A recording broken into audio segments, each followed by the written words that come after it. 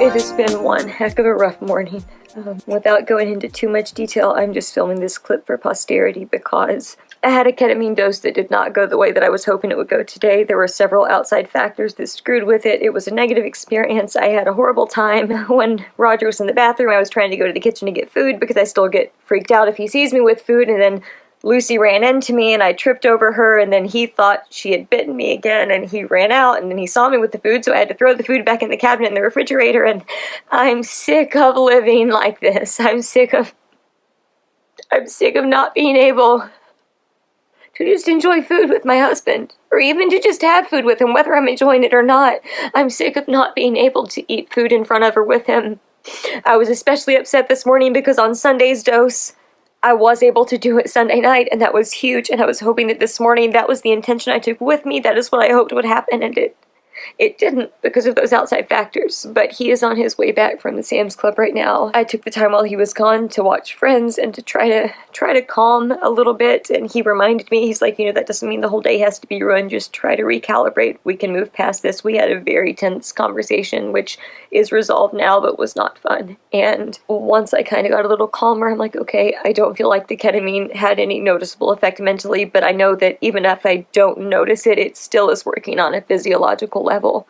So I thought, okay, I want to try to do a dialogue. And I wanted to try to dialogue about trying to eat something in front of him as soon as he gets home, before we have a chance to get into anything, before anything at all happens, just like meeting him out there in the living room and eating something, just to prove that I can, just to say screw you to the horrible morning that was this morning, and to take back my life. And that's why I did a dialogue, and I got to a place where it was a healthy self-win. I just don't feel super empowered or positive about it, but he'll be home any minute, so I gotta make the decision. And I think this is something where I'm just gonna have to feel like hell because I want my husband to feel better.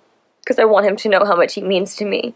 And I want him to know that no matter how I feel, it's worth it if it's something that is helping him in any way, or helping him feel better in any way, or giving him his wife back in any way, even if it is excruciatingly painful for me.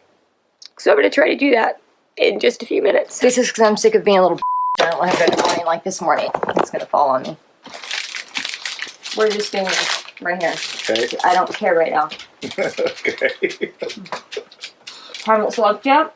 I'm gonna need to go do that and disconnect from the world in a minute. I just want to make sure I'm in the frame here. So what were the words that you just used? Because you're sick of being a little and having mornings like we had this morning. Okay.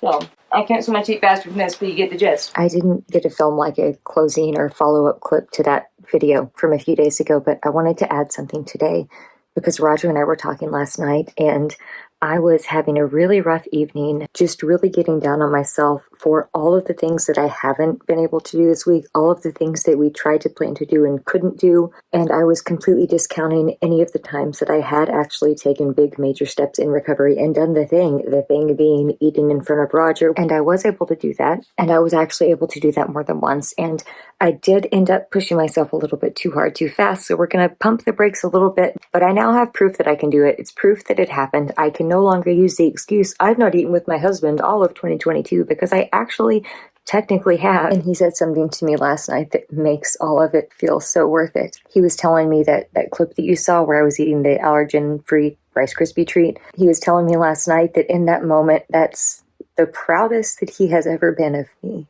And I'm so thankful to have this man on my team and as my partner in life. And we've been through a lot of crap together. He's had to go through a lot. I've gone through a lot. We've gone through a lot together. And for him to say those words last night, like I said earlier in the video, sometimes it's worth going through hell myself if it means that it's going to be better for him and give him a chance at getting his wife back. And it was. I can't think of a better feeling right now than hearing my husband say he's never been prouder of me than he was in that moment, knowing that I'm determined to keep fighting no matter how long this process takes and no matter how hard it is, no matter how many walls we keep running into, we will just keep chipping away until we knock them down. And seeing him smile, that's what it's about. And even though I can't do it consistently yet, it's still progress. It's still a big freaking deal. It's still worth celebrating. And now there's a foundation to build on. See you in the next one.